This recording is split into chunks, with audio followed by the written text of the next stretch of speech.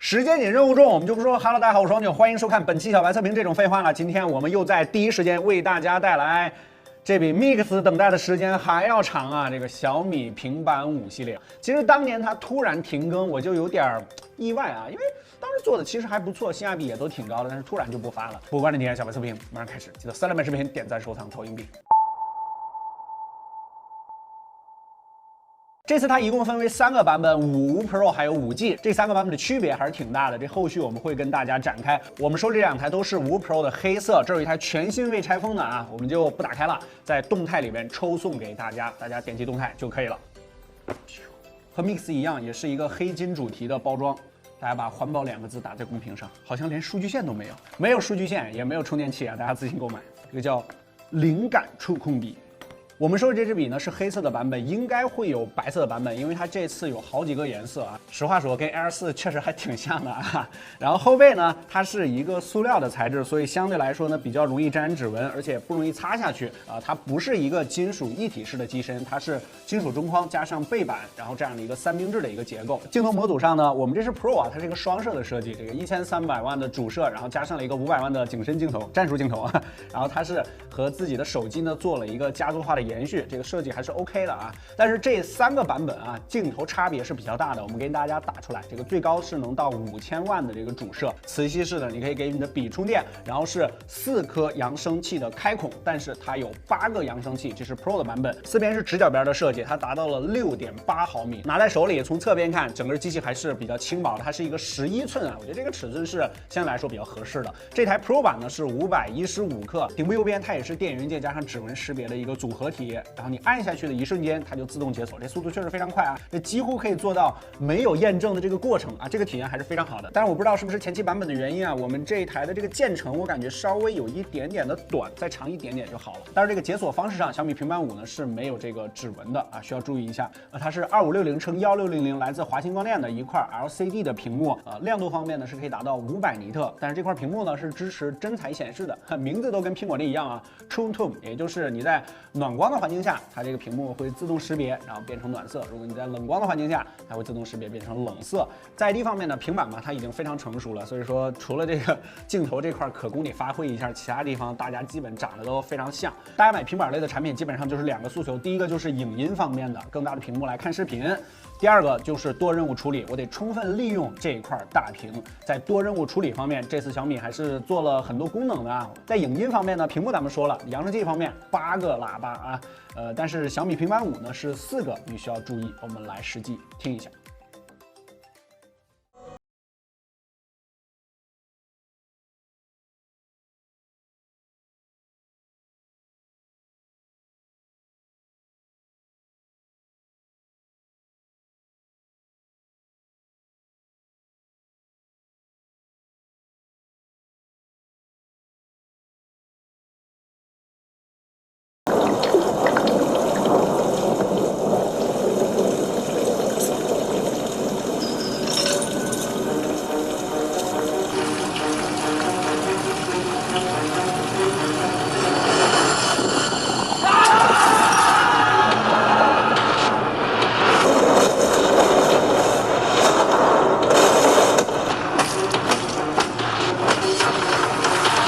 OK， 软件方面，这次应该是大家最关心的，也就是 MIUI Full Pad， 这也是我自己啊最期待的。就是之前 MIUI 上面的压力还是非常大的啊，有几个点啊值得跟大家讲。首先，它也加入了平行视窗啊，也就是平行世界啊，但是在我们体验下来呢，它支持的软件在现在我们体验的这个版本上稍微有些少啊。我们打开微博，点击一下这个视频，它就会弹到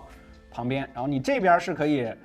刷着这个视频都没有问题，然后你这边还可以继续刷你的这个微博，也就是把同一个应用的2个层级给你展示在同一个画面里，充分利用这块横屏。然后如果你竖屏的话呢，就都一样了啊，就是你打开哪个就是哪个。这个平行视窗考验的是什么呢？就是适配的问题，看看你有多大的本事把所有的这些软件主流的全部都给适配上。你看中间呢你是可以进行拖动的，哇，中国队又夺冠了啊！双人划艇500米夺金。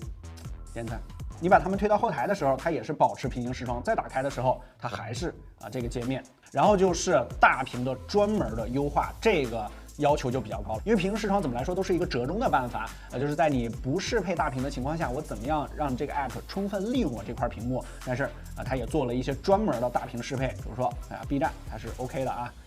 优酷这边也是做了专门的大屏适配，就是 HD 的这个版本。爱奇艺这边呢不是大屏，是做了平行视窗。这个小米商城也做了平行视窗，然后小米有品啊，我们那叫小白有品啊。本视频由小白有品 APP 独家赞助播出，全品类精品二手商城，生活用品5折起，能买也能卖，各大应用商店均可下载。平行视窗大屏适配，然后就是分屏和小窗应用了。在多任务界面，我们长按这个 app， 它就会弹出来，比如说分屏。优酷我们就可以进行小窗来操作。小窗是我个人比较喜欢的啊，就是我可以底层运行着什么都可以，然后小窗进行悬浮，我不用了，往上一滑它就没了。这里给你设置了一个快捷按钮，就是哪些是支持小窗应用的，我可以自行的来进行选择。这个小窗的大小我也可以自由的来进行拖动。软件方面简单总结一下，就是体验上其实都还 OK， 这个MIUI还是有2把刷子的，但是这个平行视窗还有就是大屏 HD 的这个适配，我觉得还需要加紧推进啊！游戏方面呢，和平精英它也是做了这个 HD 版，然后原神呢也是做了 HD 版，而且这个大屏它还有一个优势，就是可以连接手柄啊。比如说你打原神这种游戏，放在这儿连接手柄确实体验要更好一些。在软件层面还有非常重要的一环，也就是这支笔。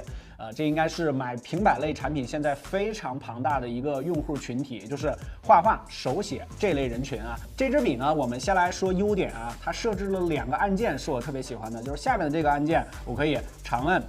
直接点击这个屏幕，我就可以快速的进入到一个速记的一个界面，或者说速写的一个界面。然后整体体验上呢，4096级的压感，如果你使用数位屏呢是知道的啊。单按一下呢就可以切换这个笔，比如说现在是。这个刷子上面这个按键，我单按的话，你看这里是切换颜色啊，非常快捷。然后我长按的话，它可以进入按住不放啊，它可以进入截屏的快捷操作。你可以什么分享啊、重画呀、保存啊，其实都可以。这2个快键，如果你用熟了，是非常方便的。然后它也专门优化了2个软件，一个是 Sketchbook 这个相对专业的一个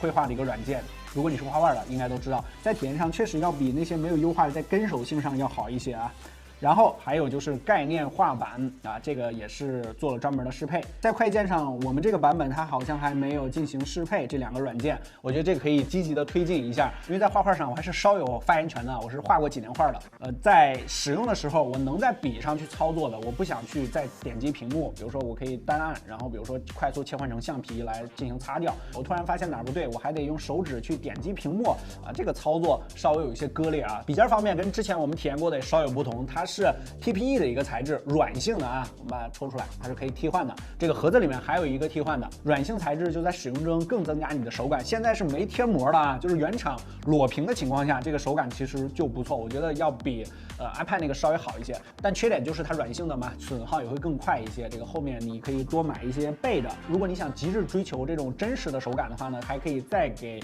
这个平板贴上一个类似于磨砂的那种专门的画画那个膜，但是我不建议，因为贴上之后会影响一些屏幕的分辨率啊，这个我觉得得不偿失。我们再加入 Air 4和 MatePad 11 3款手写笔的日常体验上差别不是太大，但是在连续长线条的延迟跟手性上，从升格可以看到 Apple Pencil 确实要更好一些。当然他们3个也没在一个价位段啊。排个序的话，苹果大于华为，大于小米。缺点方面呢，我不知道是不是工程版的这个原因啊，我们这个笔尖呢是有一点松动的啊，这个比较影响手感。然后我个人感觉啊，这支笔对于我来说有一些轻，它只有12克啊。如果你是画画的，我建议你去线下体验一下。比如说你后面可以给它粘上一些东西。我觉得续航方面，它可以连续使用8个小时，就是1天画画都是没有问题的。在内部的硬件配置上呢，我们翻一张表啊，这3个还是差别比较大的。你仔细看，我着重说几个点啊。首先处理器方面，870和860，对，第一次这个发860的处理器啊，这个我们手里还没有，到了之后会给大家体验一下。然后网络方面需要注意一下，这个 Pro 系列呢都是 WiFi 6的，然后5呢是 WiFi 5的啊，需要注意啊。跑分我们来看一下。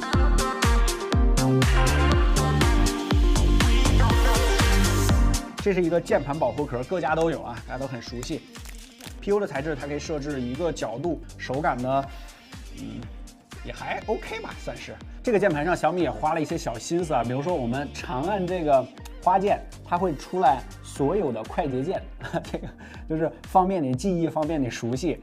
然后这个 ESC 键呢也是一个独立的，比如说我们点开这个画啊，单按一下它就会退一级，然后再按一下它就退到桌面上了。然后但是我觉得它的中间转轴这里设置的空间稍微有些大，就上面这个活动的范围稍微有一些多，但是总体质感上也没有啥问题吧。磁吸式的没有键盘的保护壳，磁吸直接粘上就可以了啊，这个空间就正好啊，非常紧实，带着看视频或者说什么考研党用啊，这个壳已经算是非常好了，它也是一个 PU 的材质。OK， 这就是虚空硬件小米平板5 Pro 的一套完全体落地了啊。价格方面我还不知道，大家可以走一波啊，现在肯定都出来了。整套这个产品给我们体验完毕之后，它的完成度首先确实还是比较高的。我们现在中肯的讲啊，在平板这个类别里边，iPad 也就是苹果，它确实跟安卓已经拉开代差了。然后安卓之前的这个主力玩家呢，其实也就国内吧，就是这个华为，大家都知道。小米这边算是第3个生态性的杀入这个战场。之前小新也做的 OK， 硬件方面但是在生态性来讲，确实还要差一些。小米这边大小屏软件硬件有全生态的这个产品加入平板之后，算是更加补足了一下它整个的这个生态闭环。在现阶段软件层面，其实它已经搭好了一个非常大的框架不管是学习也好，还是借鉴也好，起码现在都有了。但是适配，我觉得是后面MIUI Full Pad 一个最大的问题，也是最大的挑战。它需要把比如说 Top 500或者说 Top 1000的所有 App 全部给它做好适配，不管是 HD 的这个优化，还是这个平行视窗，它自己的这套东西全部都做好。然后还有就是它在笔记本跟手机上也实现了啊这个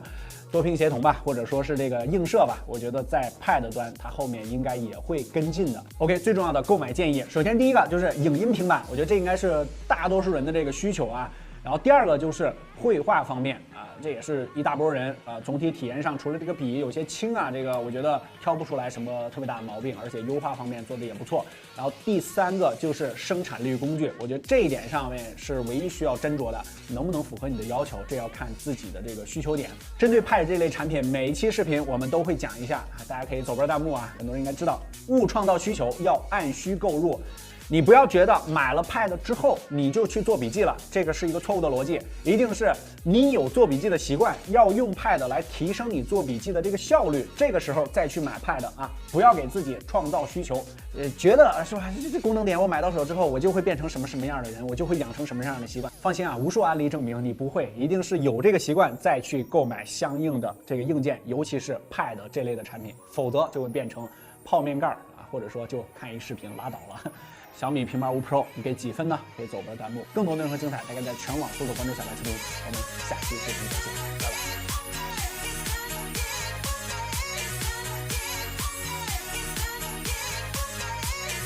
拜。真没有啊！